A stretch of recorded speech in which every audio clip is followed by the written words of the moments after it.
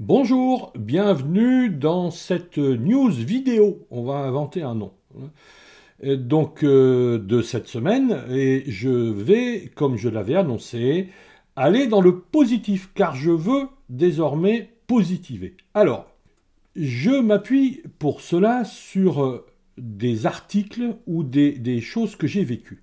En tout premier, un article sur Bâti Actu, et qui signale que la Cour des comptes salue la réussite du lancement de MaPrimeRénov' du fait des succès constatés. En effet, 574 000 dossiers ont été déposés, 300 000 demandes ont été satisfaites en un peu plus d'un an. Le moins qu'on puisse dire, effectivement, c'est que c'est un succès sur le plan des demandes et des dossiers qui ont abouti. Sur le premier semestre 2021, 862 millions ont été débloqués. Et pour 2022, le gouvernement inscrit dans la loi de finances 2 milliards provisionnés pour ces actions. Alors bien évidemment, la ministre du Logement, Madame Emmanuelle Wagron, se félicite, et c'est normal, hein. Un extrait. Son déploiement peut être considéré comme une réussite. Oui, c'est vrai, hein, son déploiement peut être considéré comme réussi. La ministre de tutelle, Barbara Pompili, affirme de son côté une belle reconnaissance de MaPrimeRénov'. Bon, on ne peut que se féliciter de cela. Alors certains d'entre vous diront, tiens, le papy, il a changé un petit peu, et en son temps, il aurait plutôt décortiqué la chose pour voir ce qui ne va pas. Oui, j'ai changé, c'est vrai, j'ai décidé d'être positif. Alors, et ce qui me fait penser qu'on a tout lieu d'être positif, c'est que la Cour des comptes salue aussi ce lancement, mais elle relève quelques points et je partage ses vues. Je cite, le dispositif pose des questions budgétaires et opérationnelles. Je continue dans les citations. Travaux simples et uniques comme le changement de chauffage, 2/3 des travaux, ou l'isolation. Pour eux, et je cite à nouveau, cela ne suffira pas ou ne favorisera pas le bouquet de travaux complémentaires qui permettrait souvent d'éliminer les passoires énergétiques.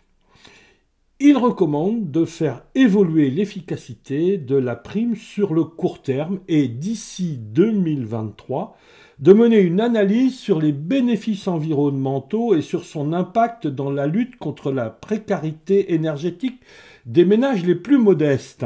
Voilà, c'est surtout ça qui me fait positiver, parce que oui, effectivement, il y a beaucoup de questions à se poser sur MaPrimeRénov', et sur le fait que des membres du gouvernement se félicitent de sa réussite sous prétexte d'avoir distribué des millions et bientôt des milliards. Ça n'a rien de surprenant à partir du moment où on dit qui veut ceci ou qui veut cela. C'est un petit peu comme au manège au niveau des chevaux de bois, hein, quand on balance la queue du singe, ben forcément les enfants essaient de l'attraper. Hein. Alors, maintenant, je crois qu'on pourra se féliciter, et c'est ce que sous-entend la Cour des comptes, et ça, c'est très important, parce que j'espère que ça va inciter nos ministres à en tenir compte, hein, et donc à bien veiller à ce que les acteurs de MaPrimeRénov', et j'espère que ça va aussi inciter les acteurs de MaPrimeRénov' à veiller à écouter la Cour des comptes et à faire que le bilan dans quelques années soit positif et qu'on ne constate pas, comme par le passé, qu'il y a eu beaucoup d'argent distribué pour peu de résultats. Donc, je me félicite que les organismes de tutelle disent aux acteurs, attention, on vous attend à la sortie pour constater si ce que vous avez fait a été effectivement aussi positif que vous aviez l'air de nous le laisser entendre. Alors voilà un premier point. Le deuxième, j'ai participé, nous sommes allés, mon collègue Geoffrey Gouverneur, mon autre collègue d'une vie un peu antérieure, mais quand même toujours collègue, Pascal Faucompré, et moi-même, à une réunion à Lyon, l'éco-cluster, éco-bâtiment, le 21 septembre, hein, donc une semaine environ. Hein. Et là, qu'est-ce qu'on a vu? Que, par exemple, Saint-Gobain, donc acteur pour le moins influent dans le bâtiment, hein, c'est le moins qu'on puisse dire, sur son espace d'exposition, revendique d'être parmi les leaders de l'orientation toujours plus écologique des travaux et des actions à mener dans le bâtiment. Bah, on ne peut que se féliciter de cela.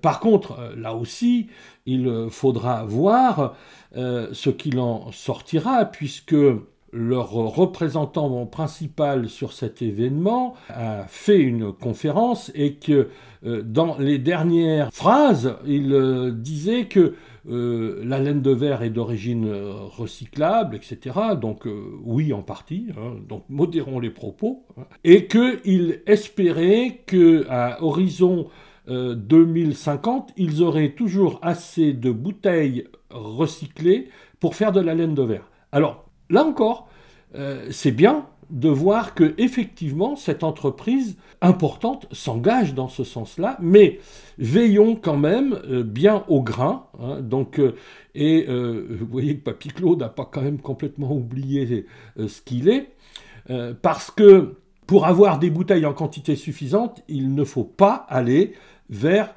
la consigne.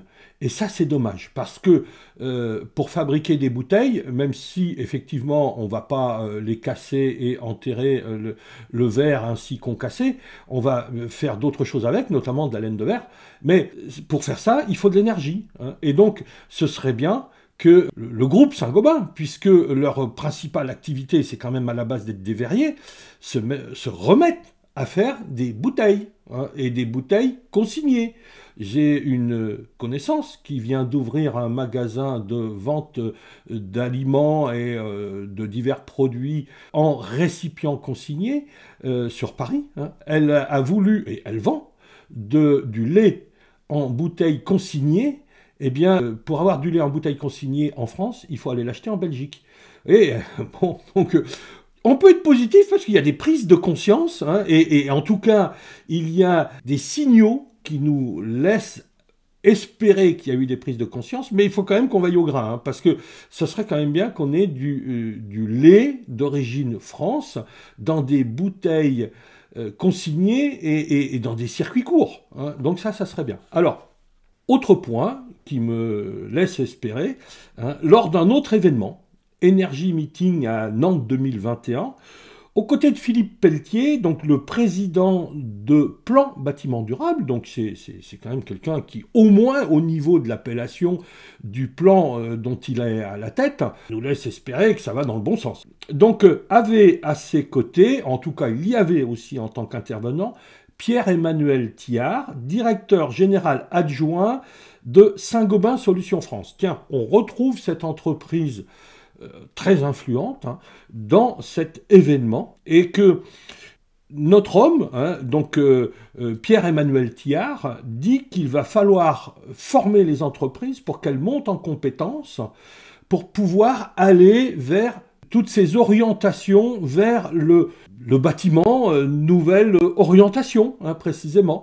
Donc c'est bien, hein, puisque si des gens comme Saint-Gobain effectivement portent la bonne parole et mettent leurs moyens au service de la formation dans le bon sens, bah forcément ça va aller précisément dans le bon sens. Mais là encore, il faut veiller au grain. Alors, Philippe Pelletier lui-même cite tout ceci en tant que petite révolution tranquille. Alors, ça m'inquiète un peu quand même.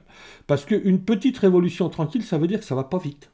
Or, il faudrait que nous allions vite. Donc oui, il y a des signaux qui nous font espérer que ces grandes entreprises ont entendu. Et qu'ont-elles entendu? Elles ont entendu que le public, vous, moi, nous demandons à ce que nous cessions de nous comporter en brigands vis-à-vis des ressources, en gens inconséquents vis-à-vis des émissions de gaz à effet de serre, etc., et que nous allions vers quelque chose de plus respectueux. Alors, ils ont entendu manifestement, puisque au moins aujourd'hui, ils communiquent dans ce sens-là. Donc ça, c'est bien, c'est positif, ça prouve qu'ils ont entendu. Maintenant, à nous de veiller qu'on passe du discours aux actes. Et donc pour ça, il faut effectivement que nous surveillions. Alors, pour conclure, ceci m'amène à penser que effectivement, je suis dans le bon sens, nous sommes dans le bon sens, puisque dans mon actualité récente, j'ai un nouveau livre qui vient de paraître aux éditions Terre Vivante, Les clés du confort thermique écologique, et qui, depuis le 28, donc depuis quelques jours, est disponible dans toutes les bonnes librairies de France et de Navarre, et j'espère un peu plus loin. Également, nous sommes, parce que je ne suis pas seul sur le coup, nous sommes en cours de lancement d'une session de formation Habitologue Pro. Je vous ai plusieurs fois déjà parlé de cette fonction, de ces compétences. Eh bien, vous pouvez d'ores et déjà voir par quelques vidéos d'interviews qui sont disponibles, je vous ai mis le lien dans le descriptif, voir d'où cette idée est partie, pourquoi nous l'avons développée, pourquoi elle est utile et ce que nous y proposons. À vous maintenant de vous saisir de ces deux propositions que je mets à votre disposition. Voilà ce dont je souhaitais vous entretenir cette semaine et je vous souhaite une bonne semaine à venir, un bon week-end d'abord, une bonne semaine à venir et à la semaine prochaine.